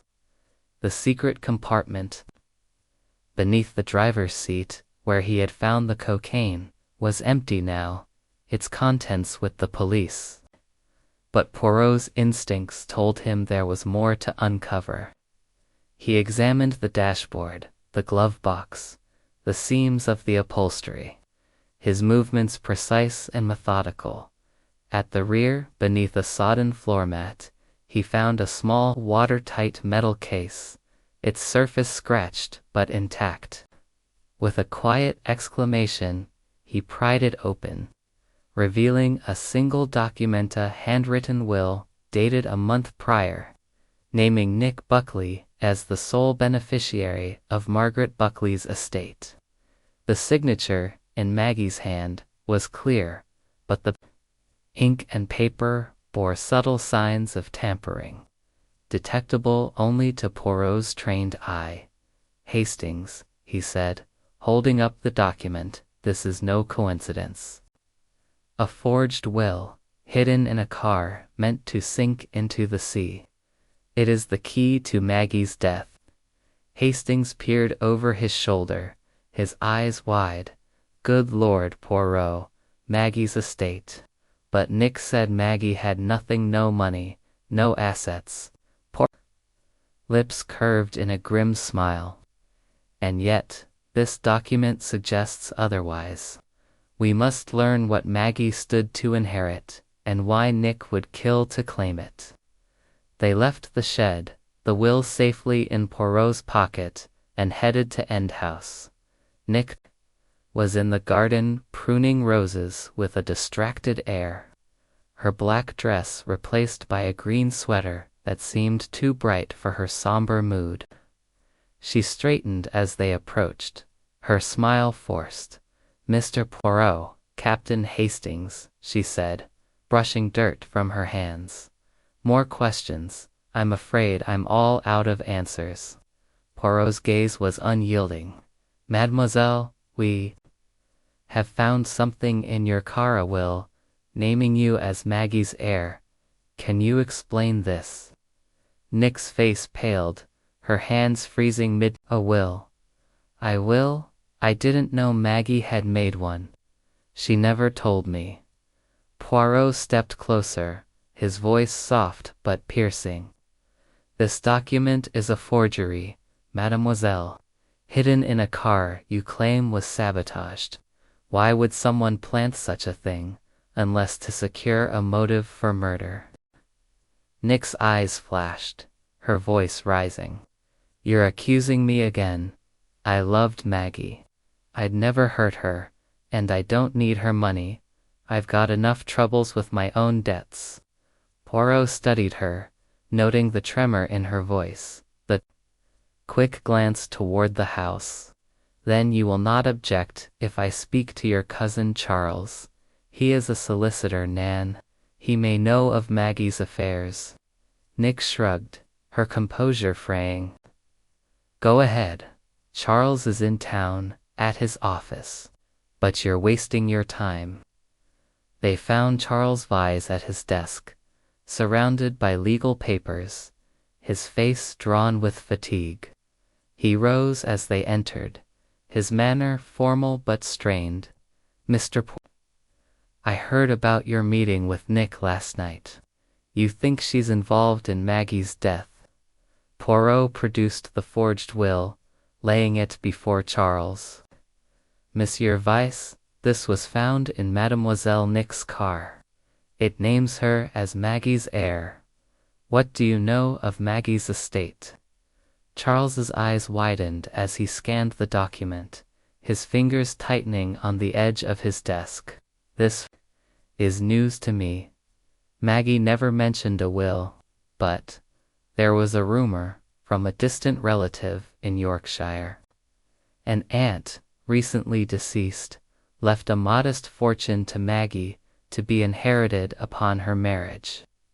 I thought it was just talk, no one mentioned details." Poirot's mind raced.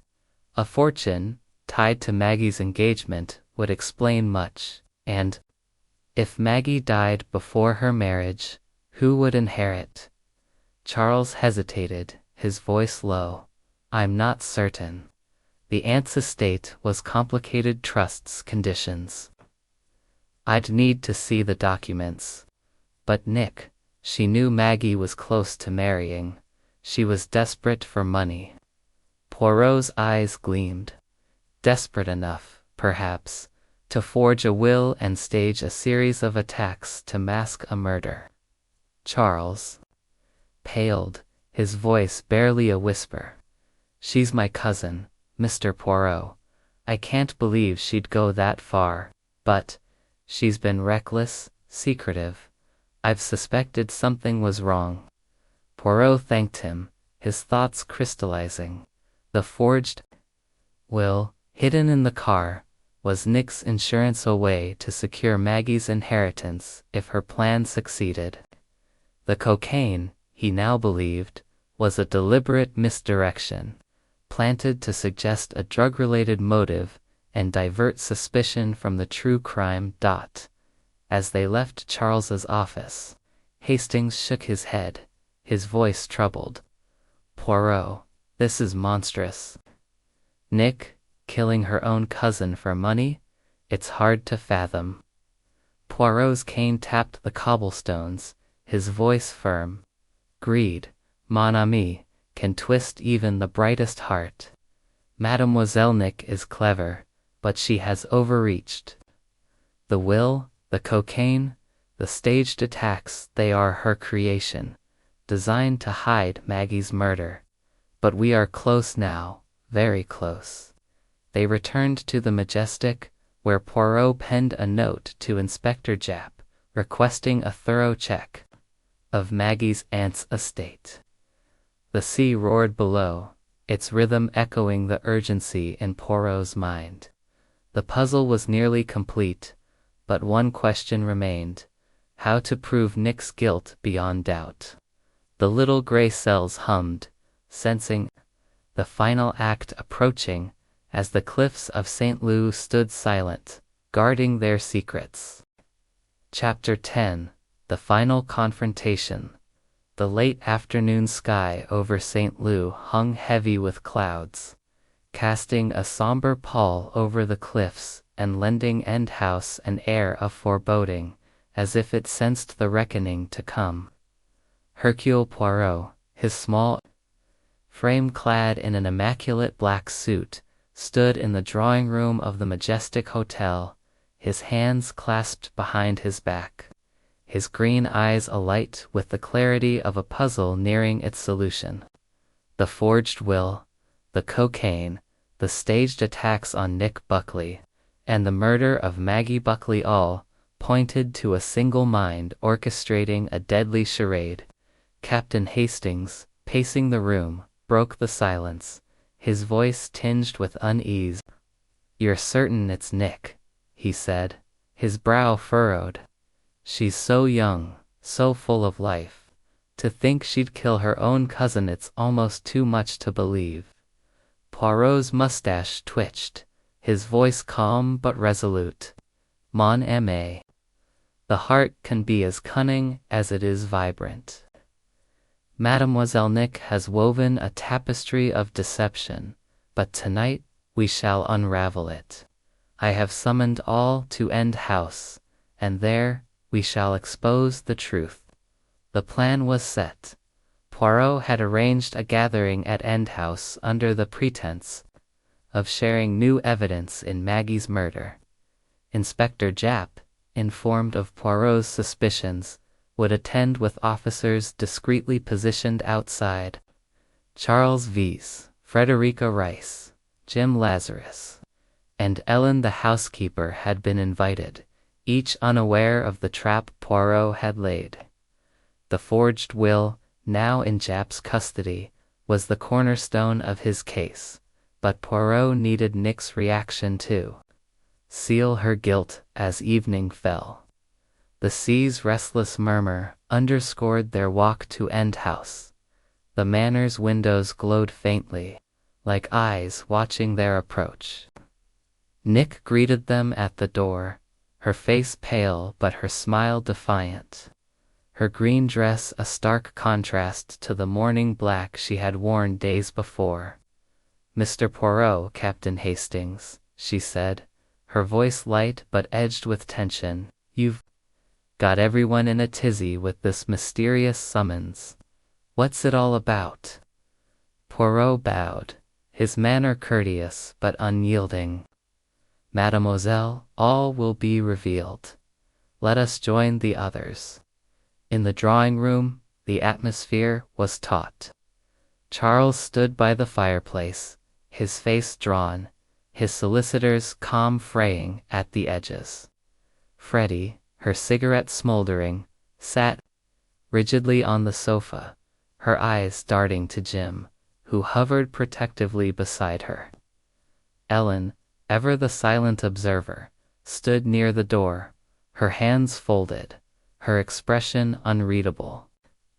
Japp, arriving last, took a seat near Poirot, his notebook at the ready. Poirot stepped to the center of the room, his small stature commanding attention. "Madame et messieurs," he began, his voice clear and measured. "We are here to resolve a tragedy, the murder of Mademoiselle Maggie Buckley. But to do so, we must first unravel a web of lies, woven with great skill." Nick laughed, a brittle sound. "You're being dramatic again, Mr. Poirot. What lies? I've told you everything."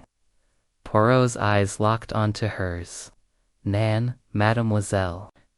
You have told a story of a young woman in peril, dodging bullets, boulders, and brakes. But it is a fiction, designed to conceal a crime. Maggie's death was no accident. She was the target, and you, Mademoiselle Nick, are her killer. A gasp rippled through the room. Freddie's cigarette fell to the floor, and Charles stiffened, his hands clenching. Nick's face flushed, her voice sharp. That's absurd. Maggie was my cousin, my friend.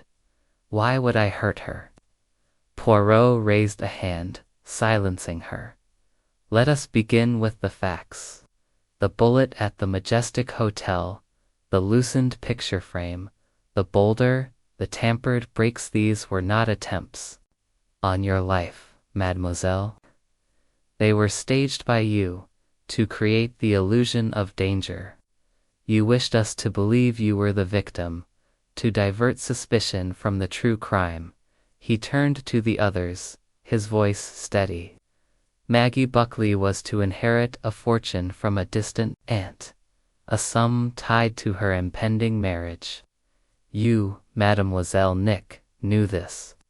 Endhouse is drowning in debt, and you saw a way out. You forged a will, naming yourself as Maggie's heir, and hid it in your car, believing it would be lost in the crash. But Hercule Poirot does not overlook such details. Jap produced the forged will, holding it up. This was found in the car, Miss Buckley. It's a fake, and your fingerprints are on it. Nick's composure cracked, her eyes darting to the document. That's not mine. Someone must have planted it. Poirot continued, relentless. And the cocaine, mademoiselle. Another plant, yes, but by your hand. You placed it in the car to suggest a drug-related motive, to muddy the waters. But Maggie's diary betrayed you. She wrote of your scheme, your desperation. She came to Endhouse to help you, and you killed her, in the dark, during the fireworks, knowing the shawl would make it seem a mistake. Freddie sobbed, burying her face in her hands, while Jim gripped her shoulder, his face pale. Charles stepped forward, his voice shaking. Nick, tell me it's not true.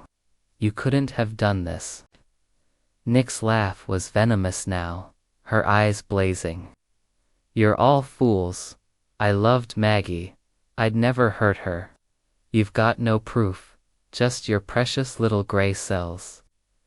Poirot's voice softened, but his gaze was unyielding. Proof, mademoiselle. The will, the diary, the cocaine all bear your mark. And your reaction in the pavilion last night, when I spoke of a gun that did not exist, you were not afraid, only amused. A true victim does not laugh at danger. Nick's defiance crumbled, her shoulders sagging. All right, she spat, her voice low and bitter. I did it. Maggie's inheritance was my only way out. Endhouse, the debt was crushing me.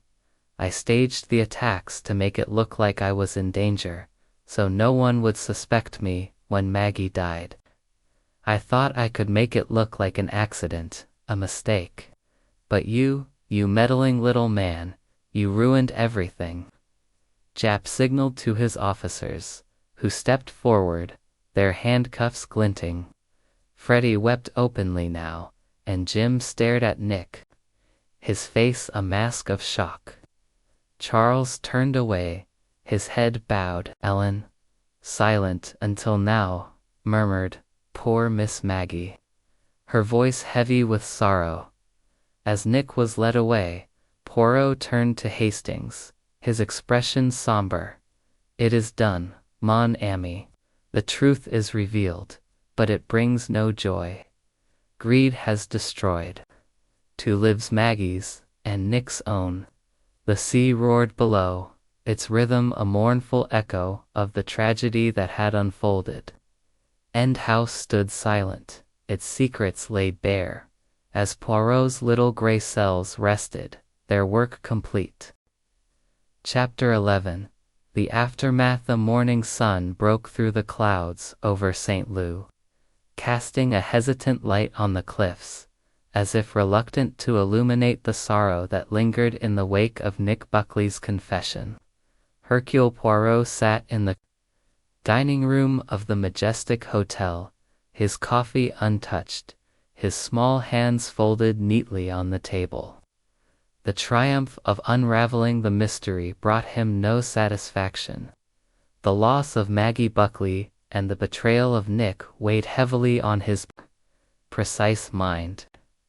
Captain Hastings, across from him, stirred his tea absently, his face etched with a mix of relief and disquiet.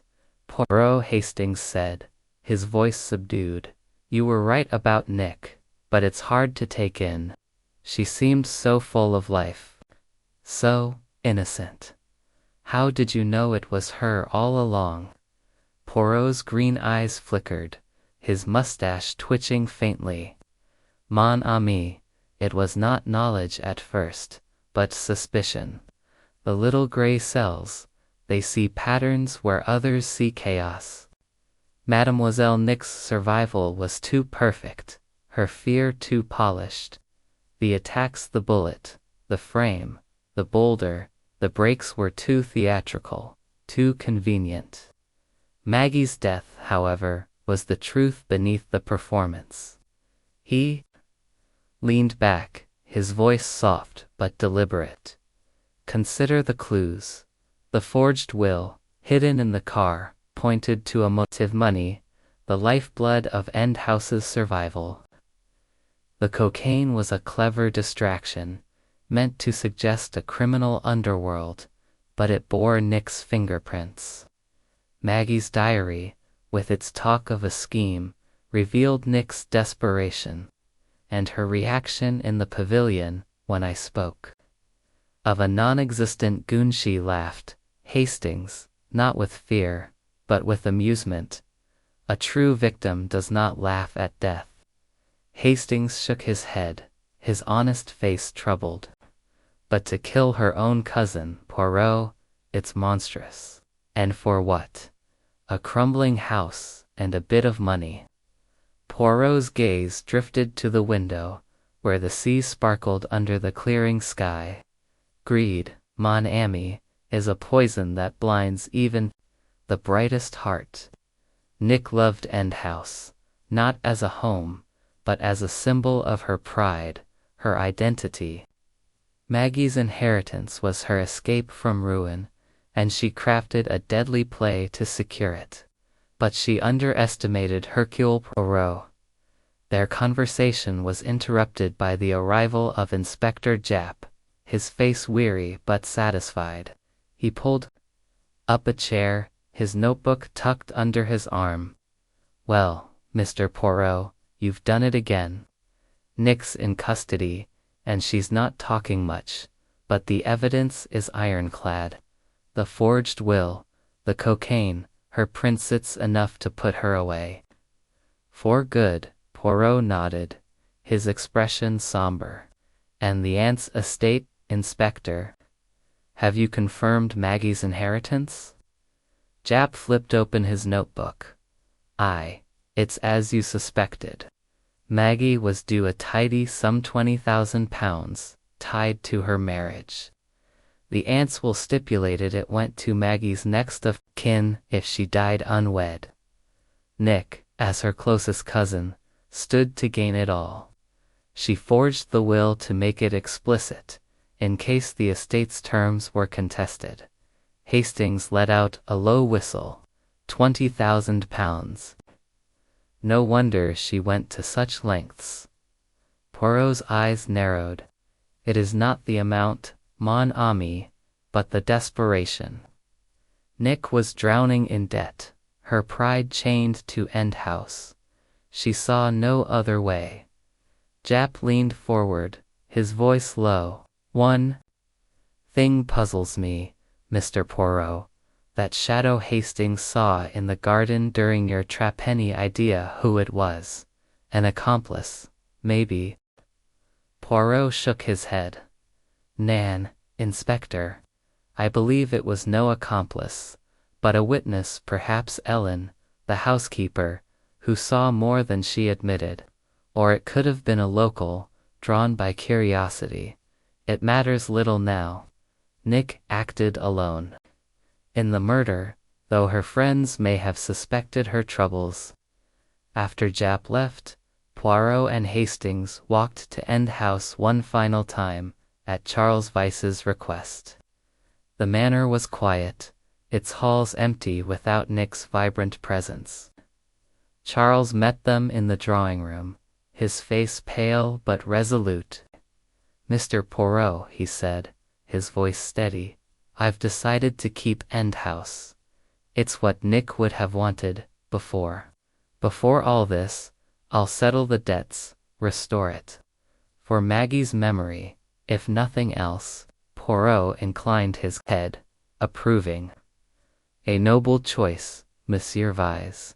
The house deserves a new chapter, free of its shadows." Frederica Rice and Jim Lazarus were there, too, packing their belongings. Freddie's eyes were red, her cigarette trembling as she spoke. "I never thought Nick could do such a thing. She was my friend, but I see now how desperate she was." Jim, his arm around her, nodded. "We're leaving St. Lou. Too many ghosts here. Nick broke our trust, but we'll move on." Ellen, bringing tea, lingered a moment, her eyes meeting Poirot's. "I knew Miss Nick was troubled, sir," she said softly, "but I never thought she'd hurt Miss Maggie. I should have spoken sooner." Poirot's voice was gentle. "You could not have known, Madame Ellen. The heart hides its darkest secrets, even from those who see most clearly." As they left End House, the cliffs gleamed in the sunlight. The sea's rhythm a quiet counterpoint to the tragedy that had unfolded. Hastings, walking beside Poirot, sighed. "It's over then, but it feels like such a waste." Poirot's cane tapped the path, his voice reflective. "It is always a waste, mon ami, when greed triumphs over love. But we have restored order, and that is our duty. Now, we return to our holiday, though, I suspect, with you, it will never be quiet." The Majestic awaited, its terrace bright with promise, but Poirot's mind was already turning to the next puzzle. For the little grey cells, he knew, would never rest for long. Chapter 12. The order restored. The late afternoon sun bathed the terrace of the Majestic Hotel in a golden glow, its warmth a stark contrast to the chill that had lingered over St. Lou in the days following Nick Buckley's arrest.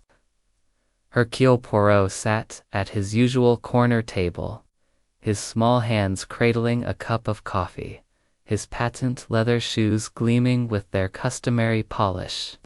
The sea sparkled below, its rhythm steady and serene, as if the cliffs themselves had exhaled their secrets. Captain Hastings, seated opposite, leaned back in his chair, his face softened by a mix of relief and melancholy. "Poirot," Hastings said, stirring his tea, "you've done it again. Nick's behind bars, Maggie's killer brought to justice. But I can't help feeling, well, it's a hollow victory. Such a waste of lives." Poirot's green eyes flickered, his mustache twitching faintly as he set down his cup.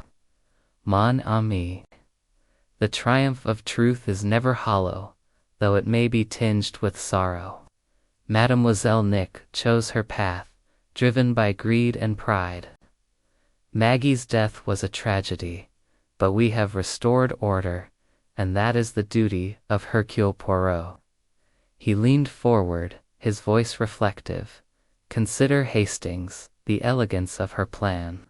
The bullet at the hotel, the loosened frame, the boulder, the tampered Breaksall stage to paint her as a victim, to shield her true crime.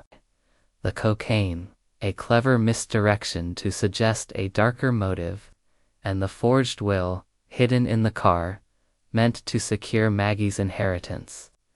It was a performance worthy of the stage, but it lacked one thing: the foresight to evade the little gray cells.